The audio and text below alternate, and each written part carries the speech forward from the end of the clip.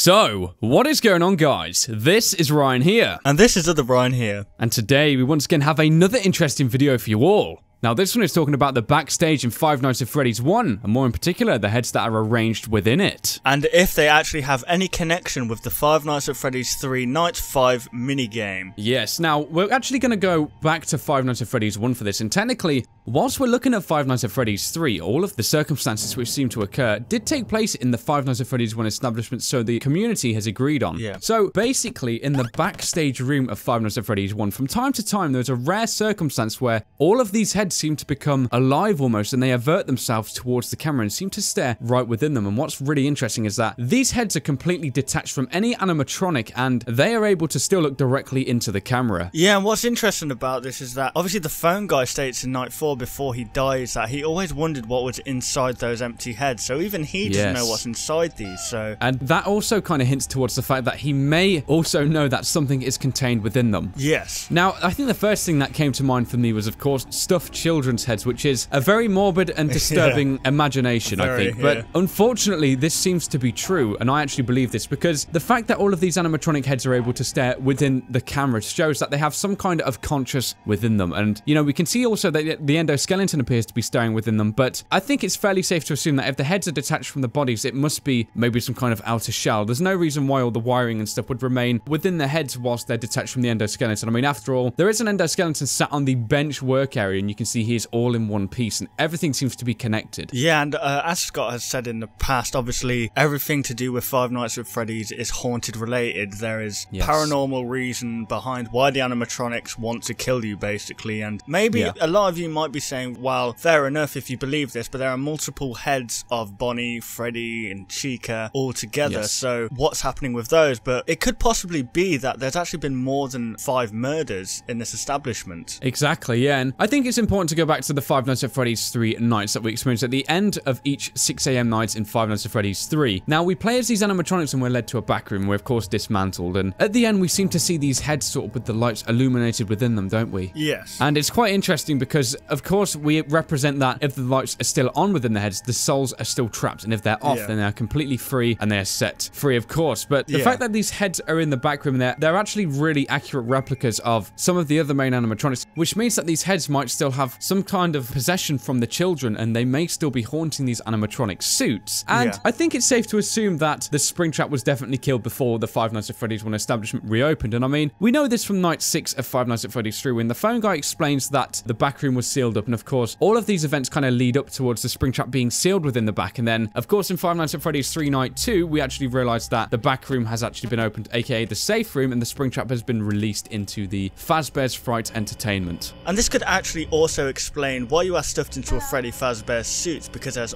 loads of these spare Freddy Fazbear suits lying around. Exactly. I mean, we can see the heads, but we can't exactly see the whole of the parts and service room. We only seem to be seeing maybe just half of it. And I mean, as you can tell from the Five Nights at Freddy's 3 rendition, there seems to be animatronic arms, and there's heads, and there's everything like that scattered absolutely everywhere. And there's a second table, which may mean there may be an additional table behind where we can actually see. And as you said before, it might explain why you're stuffed into a Freddy Fazbear suit, and it may answer the question that this endoskeleton sat on the table in a very similar position to how the Freddy's. This might actually belong to him rather than belonging to Golden Freddy or someone like that. Yeah, there has been a lot of debate of who this naked endoskeleton belongs to. A lot of people were saying Golden Freddy because I believe that this endoskeleton has 3 fingers and 1 thumb, but I don't know, the fact that we're now suggesting that there's multiple suits, there could be multiple endoskeletons as well. I mean, there could be ones for like Bonnie, Chica, etc. Wouldn't it be interesting though if this the Golden Freddy character is the only unique character to have 1 suit made of him? I mean, we don't see any of his heads here, but we can see, you know, multiple of each of the other animatronics, apart from Foxy as well, actually. That's very interesting, isn't it? It is very interesting how, I don't know, something must have happened with this Golden Freddy character for them to just decommission it completely and never make a suit again. It's very strange. Exactly, yeah.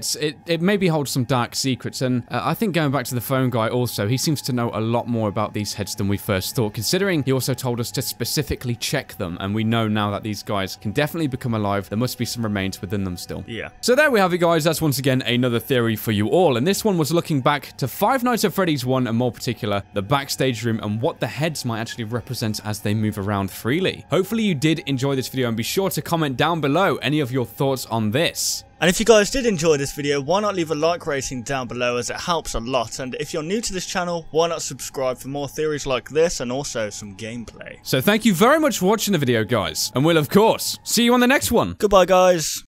Want to see even more content from us? Consider liking and subscribing to ensure you'll see all content in the foreseeable future. And hey, why not check out our past 2 videos?